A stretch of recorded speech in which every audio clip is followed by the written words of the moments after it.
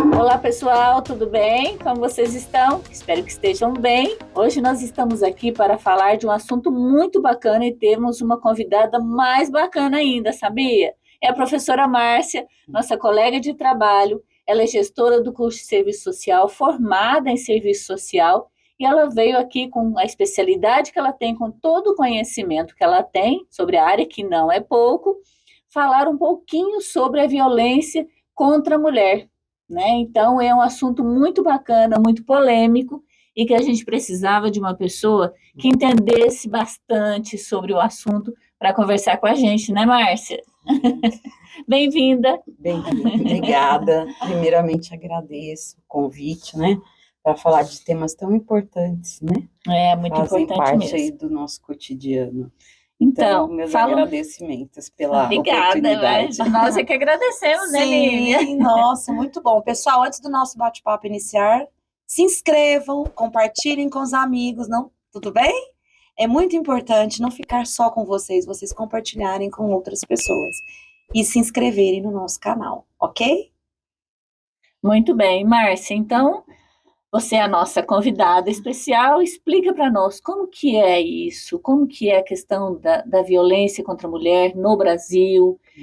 Explica para a gente aí, por favor. Antes, eu gostaria só de poder, né, apresentar como que eu cheguei até a temática, né? Uhum. Eu trabalhei com um grupo, né? Uma equipe de profissionais que tinha como objetivo atender crianças e adolescentes vítimas de violência sexual, especificamente. Um programa do governo federal que existiu, né, em 2004 em vários locais do Brasil. E ao trabalhar com essa realidade, atendendo ali as crianças, né, que supostamente poderiam ter sofrido violência ou concretamente sofreram, a gente começou a atender as mães, né? Porque sempre quem aparecia como responsável pelas crianças naquele momento, sob aquelas condições, eram as mães, as responsáveis, as mulheres. E foi muito notório, né?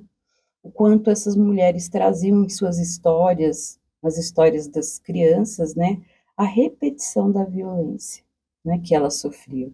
Então, a gente percebia, né, que a criança sofria ali vários tipos de violência, mas tem sempre um histórico ali que a mãe, e muitas vezes até as avós, as tias, já vinham sofrendo múltiplas violências. É engraçado a gente pensar, né, Márcia, que você fala assim, algo ruim, mas que a pessoa não consegue sair daquela situação, né? Ela entende que é sofrido, mas ela não consegue sair, ela acaba repetindo aquilo, Nós né, com os chamamos filhos. de ciclo da violência, né? Aham. Daqui a pouco eu posso até falar um pouquinho desse ciclo, mas é isso mesmo. E parece que é cíclico e vai se repetindo e a pessoa não consegue sair, né, dali. Mas é possível sair, sim, e por isso que estamos aqui para trazer, né, esse tema para a gente pensar sobre o que é possível fazer. E aí, um outro item importante que eu percebi nos atendimentos é que essas mulheres, na maioria das vezes, elas não têm ainda consciência do que elas estão sofrendo, que o que elas estão passando é uma violência. Então, por exemplo, mulheres que sofrem violência sexual, pelo próprio marido, namorado, enfim, a maioria delas trazia enquanto relato que para elas era só o estupro numa situação de maior violência física entre pessoas desconhecidas, né? Então, quando a situação se referia, né, a uma relação sexual forçada, sem consentimento, mas era o marido, era o namorado, então elas não tinham ainda clareza de que o que elas estavam passando é violência sexual. Olha só, né? Então, é muito comum a gente perceber que as pessoas precisam de um tempo para assimilar, para entender o que está ocorrendo com ela. Porque às vezes ela está sofrendo violência e não tem consciência que está sofrendo violência. Sim, ela acha que...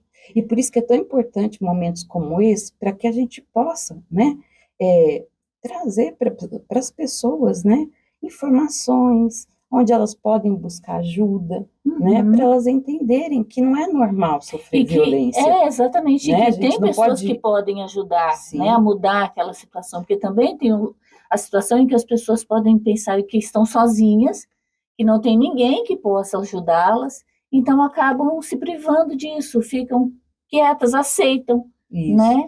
E aí eu chamo de uma normalização, né, da violência, E é verdade. porque nós culturalmente e socialmente, na sociedade brasileira, nós temos aí um histórico de violência, né, muito grande, desde o período da colonização, contra a mulher, e que foi algo que foi naturalizado, né, É. e que muitas vezes é utilizado até como uma forma de justificar um ato educativo, que seja com uma mulher, com uma criança, com um idoso, sobre essa premissa, né, de que seria uma forma de conter através da violência e educar ao mesmo tempo. E aí eu me aproximei eu estava vivenciando essa realidade, e eu senti a necessidade de buscar, então, uma especialização, eu fiz uma especialização na USP, para trabalhar com crianças e adolescentes vítimas de violência doméstica, aí a gente já está falando num termo mais amplo, e de quebra, lógico, que a gente trabalhava a violência contra a mulher, né? Ô, Márcia, agora tem inclusive um nome, né? O mês de agosto, o Agosto Lilás, Isso. em que a temática está voltada para a violência, né? Assim como outras campanhas que a gente tem no Brasil, né, hoje em dia, que utilizam um mês, uma cor para chamar atenção sobre campanhas, né, campanhas de conscientização, campanhas educativas, a gente tem o Agosto Lilás, que surgiu, né, como uma campanha para o enfrentamento contra a violência que é perpetrada contra a mulher. E o Agosto Lilás, ele surgiu para poder fazer menção à Lei Maria da Penha, né?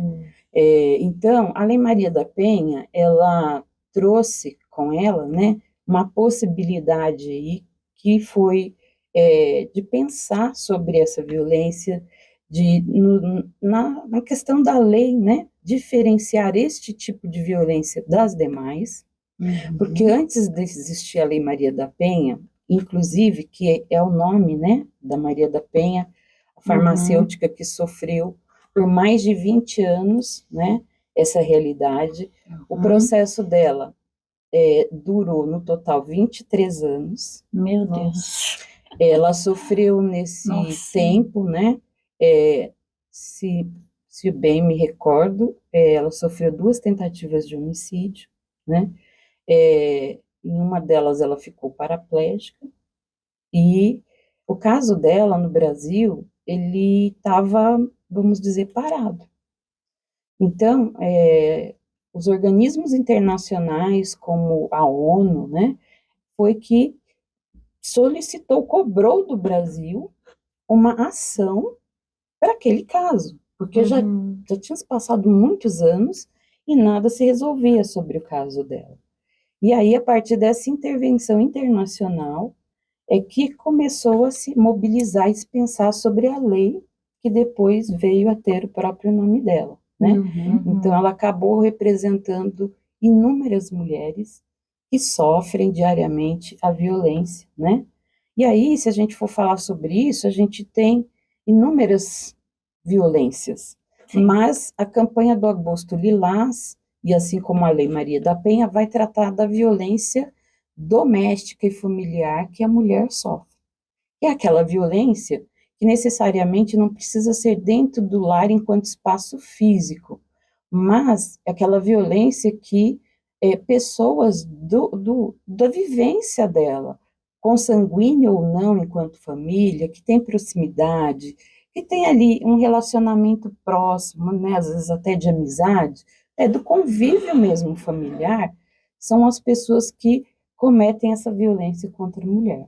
Então, quando se caracteriza, né, que esse convívio, essa proximidade dessas pessoas é o ambiente que propicia essa violência, a gente vai chamar de violência doméstica ou familiar, né? Que é diferente da violência contra a mulher em outros espaços, né? A gente tem violência estrutural, a gente tem violência obstétrica, a gente tem violências institucionais, infelizmente, né? Urbana, e aí por aí vai. Infelizmente, a nossa situação de gênero, de mulher no Brasil, ela precisa, né, ser conversada, refletida, pensada, porque nós estamos falando aí de uma sociedade com a ideia, né, de família patriarcal, perdão, gente, deu uma enrolada, e que historicamente, né, a mulher só ocupava o papel de servir no ambiente doméstico, e o papel do homem era o papel externo, público, né? E quando essa mulher começa a perceber, quando a gente tem ali na história, né, as primeiras guerras, que as mulheres têm que sair para cuidar dos filhos, cuidar da vida que estava acontecendo, porque os homens tinham ido para a guerra, elas começam a sair desse ambiente, são obrigadas a sair desse ambiente doméstico, e que leva elas a perceberem, né, uma outra realidade. Isso sim, não estou falando, não existe só esse fator, peguei só o fator... Existem outros, né? o fator das guerras, mas porque foi bem importante o papel das mulheres nas guerras, na Primeira e Segunda Guerra Mundial, né, do cuidado com os feridos, com os filhos, buscar meio de suprir, né, a sobrevivência familiar, que elas ficaram sozinhas.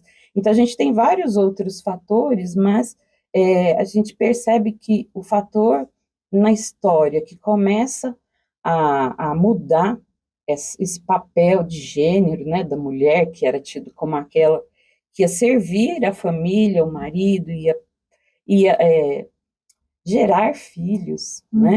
Então, começa a ganhar um outro contorno. Né? E aí começam a surgir os conflitos, né?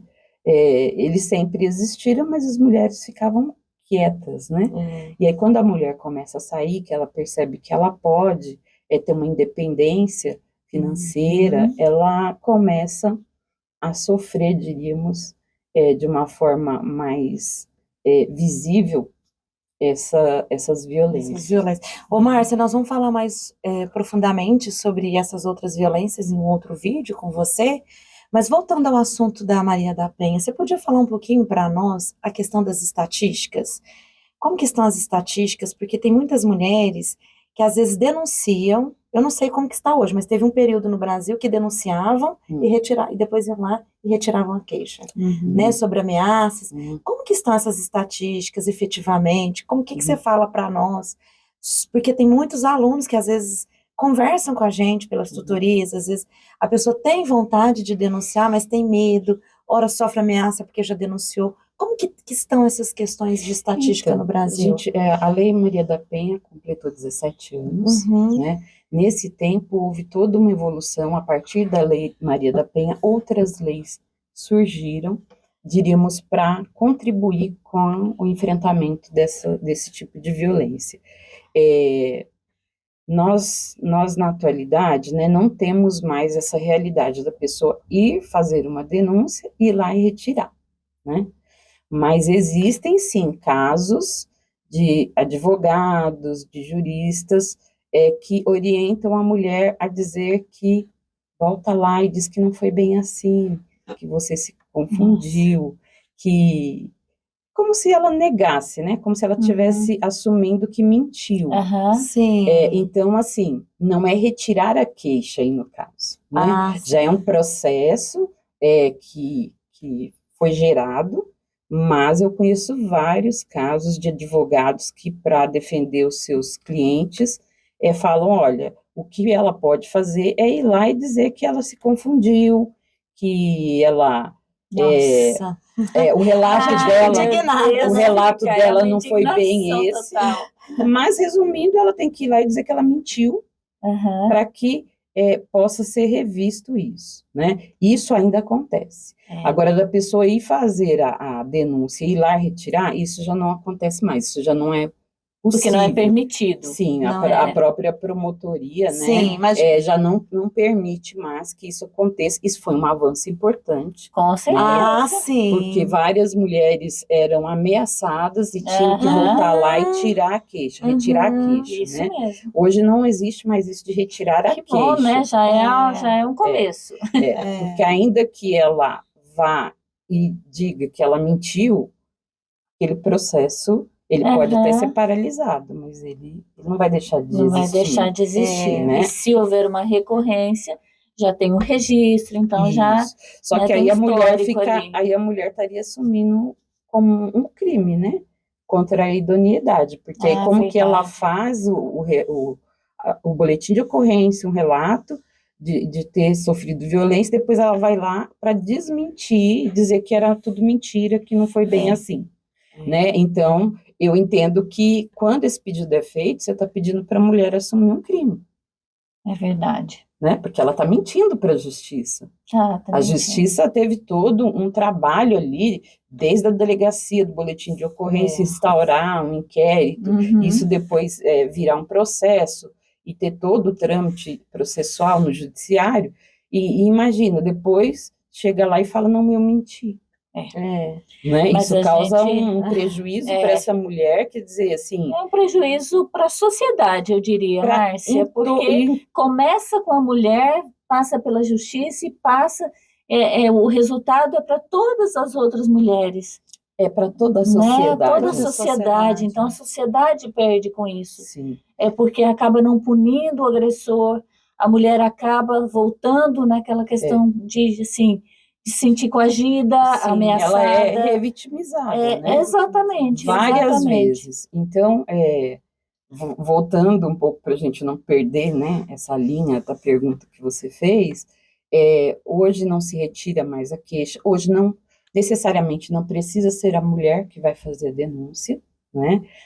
Já existe aí um papel importante da sociedade que um vizinho que tenha conhecimento, ele pode fazer uma denúncia, inclusive Nossa, que anônima, avanço! Eu não né? sabia. Eu também não. através do número 180. É um serviço que funciona e funciona muito bem. Eu, como profissional, atendi pessoas que foram encaminhadas através do número 180. Então é anônimo, mas a pessoa pode Sim, denunciar, o vizinho pode denunciar Sim. sem se identificar. Isso. E aí Que vai ser verificado, né, Aham, se aquela situação aham. está ocorrendo. Sim. Mas é um avanço muito importante, porque tem muitas pessoas que têm medo, Sim. né? E a gente entende mesmo que Porque a gente já viu vários aquele velho ditado que fala, né? acontecerem, né? Em briga de marido e mulher, ninguém mete a colher. Então o Agora- vizinho muitas vezes recuava, porque Sim. falava, deixa aqui. E hoje a gente fala, põe a colher sim, né? Pode Tem que pôr a pôr- colher, viu, gente? Então Devemos fica a colocar a dica aí. colher, o garfo, tudo que for necessário, né? Muito bem. É porque, assim, hoje, então, necessariamente não precisa ser a mulher. Através desses canais como o 180, a pessoa pode fazer a denúncia anônima e aí vai ser verificado, né? Hoje, por exemplo, através do 190 da Polícia Militar, já a grande maioria das delegacias no Brasil tem já equipes, mesmo que não sejam da delegacia especializada, existem equipes mínimas aí com preparo para atender essa realidade. O que a gente não tem ainda em todo o país, em todo lugar, mas existe um avanço importante nesse sentido, né? Então, por exemplo, nós estamos falando aqui da cidade de Uberaba. Uberaba tem uma equipe, né, que hoje monitora as situações de mulheres vítimas de violência, alguns casos específicos. Então, eles fazem visitas ali esporádicas, né, para acompanhar como é que está a situação, né? Então, tudo isso são ações dentro da política de enfrentamento à violência doméstica contra a mulher que contribuem, né, para que essa mulher possa se sentir mais segura e possa, de fato, ser protegida. Então, para quem está nos assistindo, que não é de Uberaba, que é de outra região do Brasil, qual que seria o número que a pessoa pode ligar e fazer uma denúncia de forma anônima? O número 180 que é específico, né, para atender Uhum. casos de violência contra a mulher. Caso você não consiga nesse número, você pode usar o Disque 100, que é o Disque 100 vai receber denúncias de violação contra os direitos humanos, que a violência contra a mulher se configura como uma violação dos direitos humanos. Também pode procurar, né, pode discar o 190, se for um caso de urgência, né, para pedir a intervenção da polícia militar, né. Aí não seria um canal de denúncia, mas sim de pedido de socorro. De intervenção imediata. Isso, ali. Então, a polícia militar, né, nesses casos também pode contribuir, mas o melhor é que essa mulher não espere chegar a esse ponto. Sim. É verdade. Para isso precisa da conscientização e tudo mais. E a gente vai falar especificamente sobre isso, né, Lívia? Isso. Em um outro vídeo. E aí você, só para me completar a pergunta que você havia feito, hoje as estatísticas, infelizmente, a cada vez que eu vou procurar pesquisar na área, me atualizar, infelizmente os dados sempre demonstram situações que eu diria são alarmantes. Nossa. Nós tivemos aumento no ano de 2022 de 76% dos casos de violência doméstica contra a mulher. E aí a gente não tem como pesquisadores como afirmar se os casos aumentaram ou se as mulheres passaram a denunciar mais. Elas se sentiram mais fortalecidas e conseguiram fazer as denúncias, né? Mas, de qualquer forma, os dados são alarmantes. Os últimos dados demonstram que, de cada 5 mulheres, no mínimo 3 sofreram algum tipo de violência. Nossa. E aí nós estamos falando da violência que não é só física, a física é fácil até, né, de você identificar. As pessoas geralmente remetem à violência física, mas a gente não tem só a física. Tem a psicológica, tem a moral, a patrimonial, tem a sexual. Então, a maior parte dessas violências, ela não é visível na nossa pele, nas marcas que ficam, né? São marcas no interior, né, da pessoa, no seu emocional, são né? as pior, não sei se qual que é pior, mas, né, elas é causam mais difícil. sofrimento muito grande, Muito grande e que mesmo. por isso que essa mulher, ela precisa de amparo, de acolhimento, de pessoas que ajudem ela a conseguir sair do ciclo da violência, quebrar esse ciclo. E a primeira coisa é denunciar, porque quando ela faz a denúncia, ela está reconhecendo que ela sofreu ajuda. E ela está pedindo ajuda.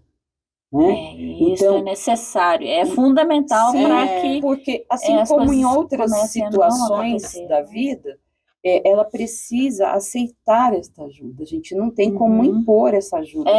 Né? Ela precisa aceitar isso.